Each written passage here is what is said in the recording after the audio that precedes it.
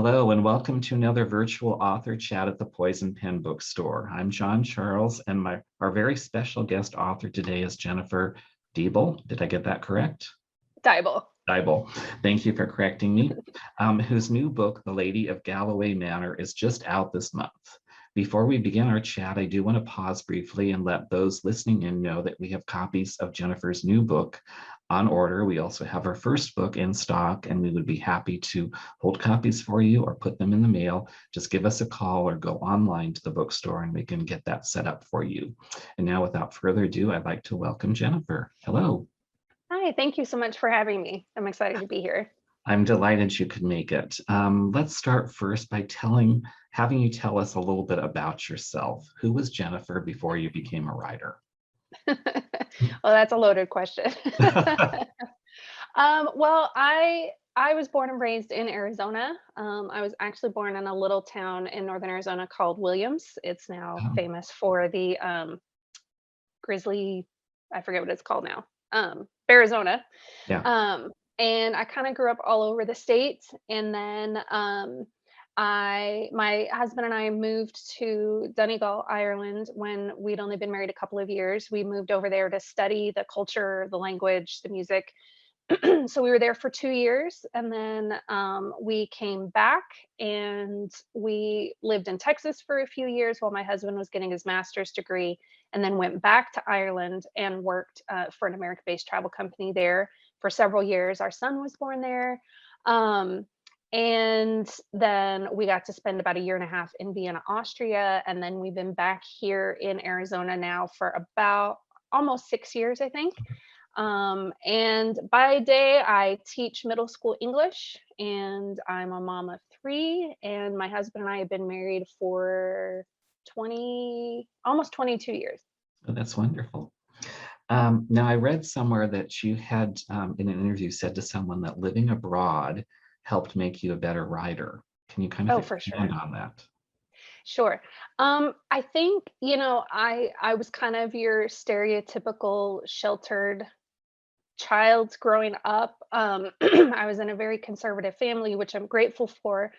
But because of financial restrictions and things, I wasn't able to be exposed to a whole lot of different points of view or life experiences. And so those almost 10 years total that we ended up spending overseas helped my worldview kind of shift a little bit and see things that had been kind of black and white to me had kind of I realized, wow, that might not be an absolute, situation or whatever. And so it helped me kind of see my own culture from a different perspective and see how that had shaped the way that I see the world, but then experiencing the world through their culture and their filter also helped me understand and kind of grew my empathy a little bit, and it helped me be able to sort of get in other people's shoes a little bit better than I had been, which helps immensely in writing other characters where you have to think like another person, and especially if they're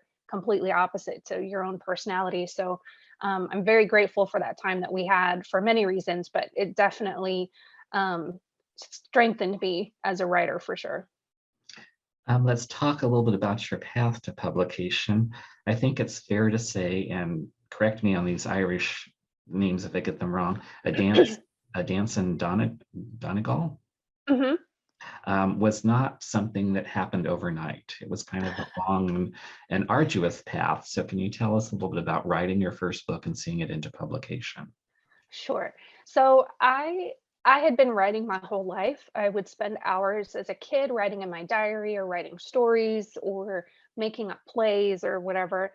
And then after our first 2 years in Donegal, we came back, and those 2 years were amazing and incredible, and probably two of the most difficult years of our lives, even now, because we were so alone, we were isolated, away from family, culture shock, all of that. And I found myself really needing a way to process what we had experienced. And one day, this idea came to me for a story about a teacher who moves to Ireland and what she goes through. And so I was expecting our first child at the time. So I started writing it. And then after she was born, it sat for a very, very, very long time, years, until we actually ended up moving back over to Ireland. And excuse me, I had heard about a new parenting website that was taking applications for contributors. So I applied and I was accepted to be a monthly contributor, and they recommended that I start my own blog. Because at that time, this was back in 2010. So, like, blogs were like the thing. So I Mhm. started my blog and I just started writing, and it reminded me how much I love writing. And so I picked up that story again. And it was an on again, off again thing for so many years. But that's when I really knew I needed to pursue this to the end, whether it ended up getting published or not. So I started writing it in 2004, 2005, and I finally finished it. I think it was 2017. And I got my agent later that year, and then we started pitching publishers in mid 2018, and then I signed my contract in the spring of 2019, and then it was published in the spring of 2021. So a lot of my friends do the NaNoWriMo, and I do NaNoWriDecade because it took about 15 years total. Now, you mentioned a little bit about the protagonist. Just tell those listening in who might not be familiar with the book a little bit about what it covers. So it's set in 1920. It starts off in Boston. Our heroine, Maura Doherty, lives there with her mom, who had immigrated from Ireland when she was a young adult. And Maura's mother passes away and gives Maura this sort of final call to go back to Ireland. And she had put her in as a replacement for the teacher who'd been there, since the world was created, basically. So Mhm. she goes over there. She wrestles with it at first. She's not sure she wants to go, but she decides that she needs to for her mom. Mhm. And when she gets over there, she realizes there's all these rumors surrounding her mother and why her mother had left. And there's threats against her. And she's finding all these little things around her that um, eventually kind of put her livelihood, but also her life in danger. So then she has to work to try to get to the bottom of what the rumor even is and how to clear her family name. And of course, along the way, she gets help from a crazy group of people. There may be a handsome Irish Thatcher in there who helps her out a little bit. Um, and it's kind of her journey of learning what home truly means, I think. Now, that was your first book, and I think we can Mhm. also safely say that your experiences writing your second book were completely different, A Lady of Galway Oh, Manor. yes, that book, that's my pandemic baby. I wrote the bulk of that book in June and July of 2021. Is Mhm. that right? Or 2020? 2020. 2020. 2020. Um, at my dining room table. And so that was definitely like a sprint sort of feeling. But the experience of how the story came to me was also completely different. Whereas with A Dance in Donegal, I kind of would have these fits and spurts of inspiration or ideas. This whole story kind of came to me at once, and I couldn't get it on the page fast enough. So yeah, releasing your debut during a pandemic and then writing another one it's an experience for sure, but I'm grateful for it. Tell us a little bit about the new book, A Lady of Galway Manor. So the Lady of Galway Manor, her name is Annabeth de Lacy. It is also set in 1920 in Ireland, but it's in Galway instead of Donegal. So Donegal is far north part of the Republic of Ireland. Galway's right in the middle on the west coast. And at this time, there were still British landlords in charge of the parishes of the Republic of Ireland. They had not gained their full independence from Britain yet. So her father had just been assigned as the new landlord there. And he does not have any sons. He has two daughters. And so he sort of goes back and forth between treating Annabeth like a daughter, like a lady of the court, and also like the son that he wished that he could have. And so he allows her to do things that wouldn't always be considered proper for a lady of the court. And so because she's bored, there's no court for her to really be involved with. she manages to convince him to set up an apprenticeship for her with the makers of the Claddagh ring, which the ancestors are from that area. There's an area in Galway City called the Claddagh, and that's where the original creator of the ring was from. And his family to this day still run the Claddagh jeweler shop. And so I that whole story works its way through this story as well. But Annabeth then joins Stephen Jennings, who is the ancestor in the story, and he hates all things British. He doesn't believe in love. He's been burned too many times, and so he's trying to find a way to escape having to peddle this lie of love every day and have all these googly-eyed, over Couple. the top romantic couples come into the store, looking for this ring. So he has actually secured a job somewhere else, but he hasn't told his father yet when his father saddles him with this apprentice who's a British lady, no less. And so then they have to kind of work together, figure out how to work together. And they both she's sort of been told that they're God's gift to the Irish and that the Irish are these barbaric people that need saving. And she starts to see that maybe that's not really true. And Stephen has some of the same moments where he has to really sort of examine his beliefs about this group of people that, from his own experiences and from what he's been told, might not actually be the truth. Mhm. For someone who might not know about is it Claddagh ring? Mhm. Can you tell us a little bit about that? Because I thought that was fascinating. Sure. So the Claddagh ring was one of those things that I knew what it was, but I didn't realize I knew what it was. So it's a ring design that has a heart in the middle, and then there's two hands that hold the heart, and there's a crown on top. And it started with the Joyce family are the people who created it. I believe his first name was Richard. He was actually kidnapped back in the 16th century by Moorish pirates, and he was sold to a goldsmith there. And he spent years there working for this goldsmith, and he actually um, developed these amazing skills. But the whole time he spent pining for his true love that he had left behind in Ireland. And he came up with this design where the heart represents love, the hands represent friendship, and the crown represents loyalty. And it sort of was everything that he wanted for her put into this design. And so eventually there was this agreement between the king and wherever he had ended up at the time, and he was free to go. His goldsmith captor wanted him to stay on so much that he even offered his own daughter's hand in marriage to him to get him to stay, but he didn't want to. So he came back to Ireland all those years later. His true love had waited for him the whole time. So then he presented her with the ring, and the rest is history, as they say. Now, both of your books have been written about Ireland and set in Ireland. Mhm. What is it about this country that appeals to you as a writer?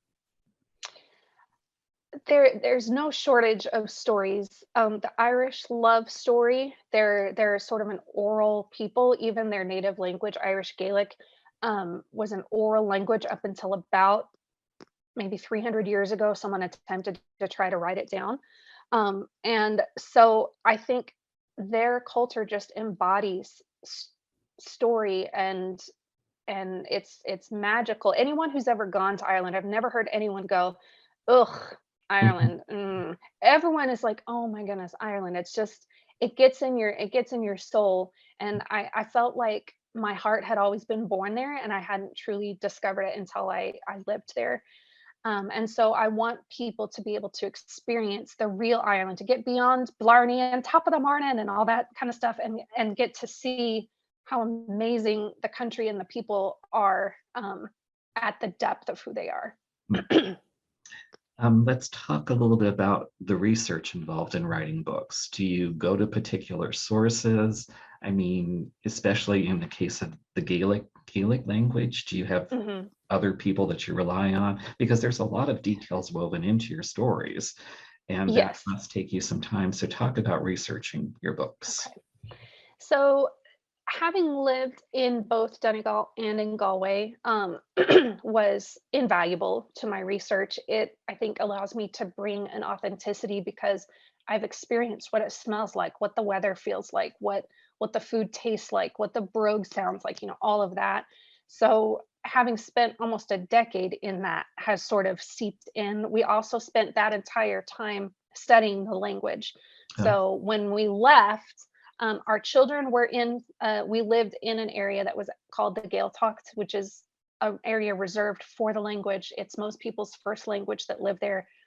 Our children in school were taught through Gaelic, so our kids actually never went to school in English until we moved back to the United States, so that helped. I still have there's some Irish language websites, not Google Translate, but there are some Irish language websites that I'll go to make sure that I get the spelling right, because I learned how to speak it. I didn't really learn how to write it because mm, they don't really read like it's not a normal part of their daily life to read it, because it looks like your toddler sat down on the keyboard and just went like this. There's like not enough vowels and they change sounds and all that kind of stuff.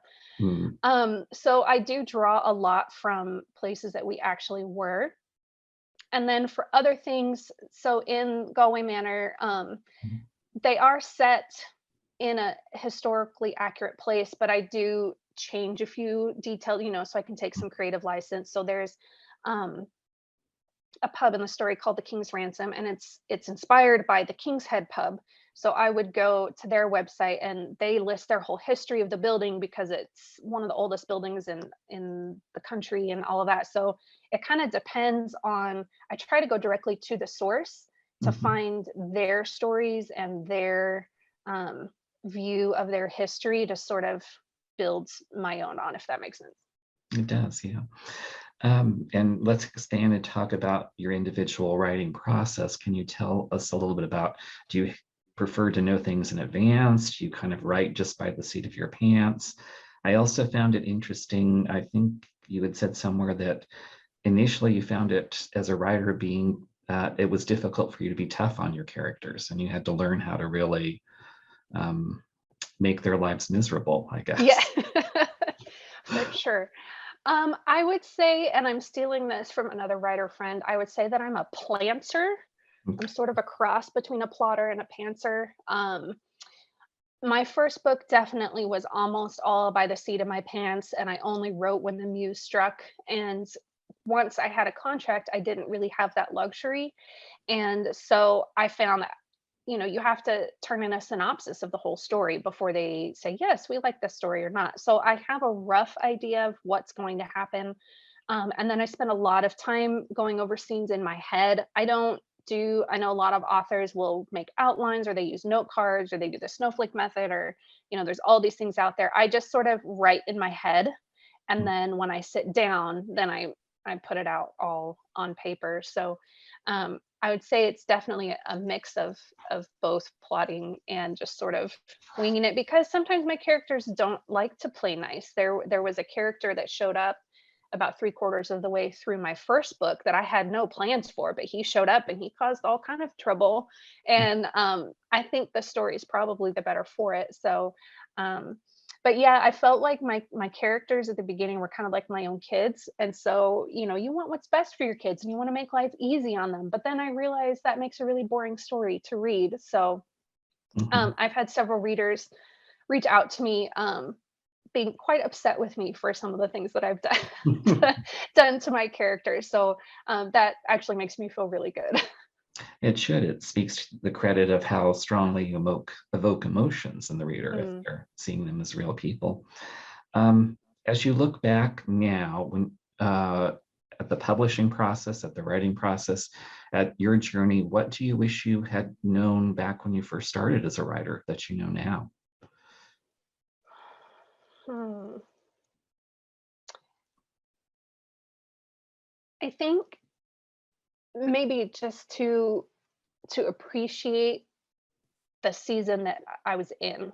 Mhm. I'm one of those people that I'm constantly like ready for the next stage. Okay, what's next? What's next? And so then I think, a lot of the richness of the season that I'm currently in. And so I think I spent so much time dreaming about the day that someday hopefully would come, that I think if I had allowed myself to be a little bit more present, I could have learned some of the lessons along the way maybe a little bit sooner. Mhm. Um, and I think that would probably be the biggest one. What kind of a relationship as an author do you have with social media? Do you find it helps you in your writing career? Do you sometimes curse it? Do you have particular platforms that you're more inclined to gravitate to? Talk about social media and its Mm. role. I really enjoy social media. Most of the time, I think because we spent so much time out of the country, that it was really the main way that we could keep in contact with, our friends and family. And so it just sort of was natural once I started my blog, that that was sort of a natural outflow from that. And because I had my website and I was writing for magazines and websites and things like that for, almost 10 years before I was published, that also really helped because I had that base, that reader base already there that a lot of, debut authors don't always have if they just sort of have jumped into it.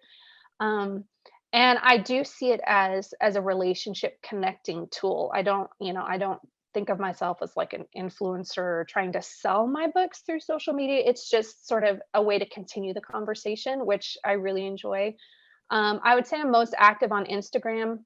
Um, I have a Twitter. I don't really use it anymore, and Facebook would be my close second. I do have a Facebook page, but Instagram is kind of where I hang out the most because I find it's the easiest place to build community, and the Bookstagram community especially is just so incredible and supportive. And I've really had nothing but positive experiences with it. That's great. One of the other interesting things I had discovered about your background is at one point, I think you worked for a literary PR firm and you helped people who were interviewing authors write questions I for did. authors. Does that come in handy now that you're on the other side of the table, or?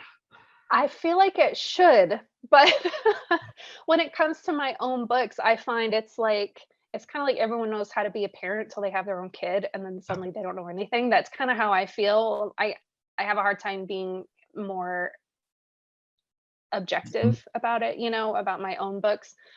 So sometimes I do feel a little bit pressure on myself, like, "Come on, Jen, you should know, like, this should be easy for you. This was your job." But I think I'm sometimes just a little bit too close to my own stuff for it to be super handy. Yeah. What advice, with your PR hat on, would you give to other authors, would you say? I would say don't be afraid of social media. A lot of writers are extreme introverts, which is why writing suits them so well. And they're like, well, I don't want to be full of myself. I don't want to put myself out there. I don't want to, market me. Mhm. Um, and I would encourage them, don't look at it that way. Look at it like you're building a relationship with your readers, with people who are like-minded, who enjoy what you write and what you enjoy reading. And I would just encourage them to don't be afraid to just put it out there and be yourself, and work on building that community both with other writers and with your kind of ideal readers, and look at ways that you can serve them to fill a need that they have. So you're not just me, this is my stuff, but you can help other authors, you can fill a need for your readers somehow. And then it becomes more natural and organic rather than feeling so forced and kind of icky. Now let's take a turn now to your life as a reader. What kind of books do you enjoy? Has there been things recently in the last year that you like to share with other readers? Um, Typically, I gravitate towards historical romance, which is what I write, which I love. But I have found when I'm writing, I cannot read that genre because then it like affects my own writing voice a little bit too much. So I've branched out. I've recently discovered romantic suspense, which Yeah. I really, really enjoy. Natalie Walters is an author that I had known on social media for a long time, but I hadn't read any of her books yet. And I started reading her about a year ago, and I really enjoy her. Jamie Jo Wright is another one. She does like time slip suspense. Um, and her books are creepy as all get out, which is not normally something that I Mm. enjoy, but she does it so masterfully, and it always sort of wraps up so beautifully. So I enjoy those. Those are two kind of like new to me type branching out of my own typical genre that I've really enjoyed. What about Nora Roberts and her Irish books? Have you read I those? have read a couple of hers. I find it really interesting. I read P.S. I Love You. Oh, Is that Nora Roberts? no, that's That's Nora Roberts. Cecilia Ahern, I think. Yeah, this is Cecilia Ahern. Ahern. Um, I'm also one of those people that never know, like, names. So if Mhm. someone be like, "Don't you love that new so and so song?" I'm like, "I don't know." And then they play it. I'm like, "Oh yeah, I know Yeah. that song." Yeah, I find it really fascinating. I especially enjoy reading from Irish authors because I Oh, feel like it also helps me get their perspective and sort yes. of crack into that Irish worldview a little bit more.